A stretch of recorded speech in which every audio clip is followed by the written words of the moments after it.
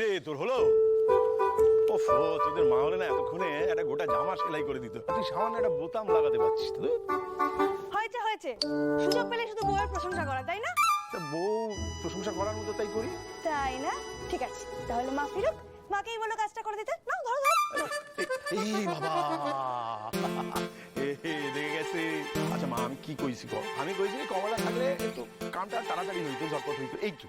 তাই বলে কি আমার ঝিনুক পারে না? ওই ভালো পারে, করে দে মা। এই তো গুরু বাবু এতক্ষণে পথে এলো। ঠিক আছে। এই তো কমলা বাঁচালে, মোক্ষম সময় এসে পড়েছে। এই বোতামটা একটু সেলাই করে দাও তো। এই ঝিনুক 2.5 ঘন্টা ধরে কি কারিগরি করে যাচ্ছে তো যাচ্ছি। হ্যাঁ, সব করবো। দাঁড়াও, আগে না পল্লবীকে একটা খুব ভালো খবর আমার দেওয়ার আছে। কি রে, কি এত দুষ্টুমি করছিস সেখানে দাঁড়িয়ে দাঁড়িয়ে? যা যা যা, দিদিকে ডেকে আন, যা। যাচ্ছি। যা যা যা, শিগগির যা। এই যে সারাক্ষণ শুধু ছেলে মেয়ে নাতি নাতনি সবাইকে নিয়ে চিন্তা। দেখো এই বরটাকে আবার ভুলে চলে যেও না। তুমি ভুলে যাবো? এই কথাটা বলতে পারলে? আরে বাবা, একটু তামাশাও করতে পারবো না আমার কমলা সুন্দরীর সঙ্গে? এইখানে মায় বইয়া রইছে, এইটা একটু খেয়াল রাখলে ভালো হয়।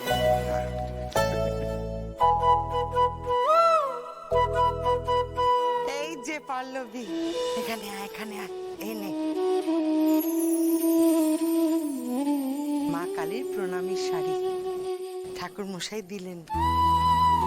উনি বলেছেন যে বিয়ের মধ্যে কিন্তু একদিন এটা গায়ে দিতে হবে, মায়ের আশীর্বাদ, যাতে তোর আগামী জীবন খুব খুব সুখের হয়। মা, আজ তোমায় এত খুশি দেখে আমি সবচেয়ে বেশি শান্তি পাচ্ছি। স্বপ্নেরা মেলেছে বাবা। ভালোবাসার নতুন ঠিকানা, ঠাম্মি, ইচ্ছে পূরণের এলো দিন,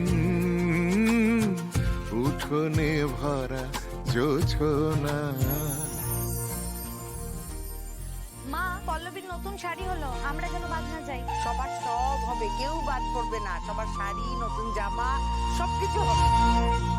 আর দেখো না তোমাদের বাবা পল্লবীর কেমন ধুমধাম করে বিয়ে দেন, দেখো। উফ, কি মজা হবে।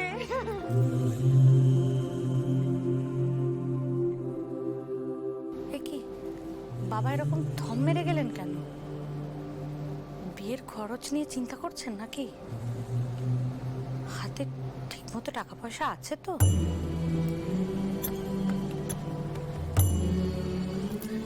কি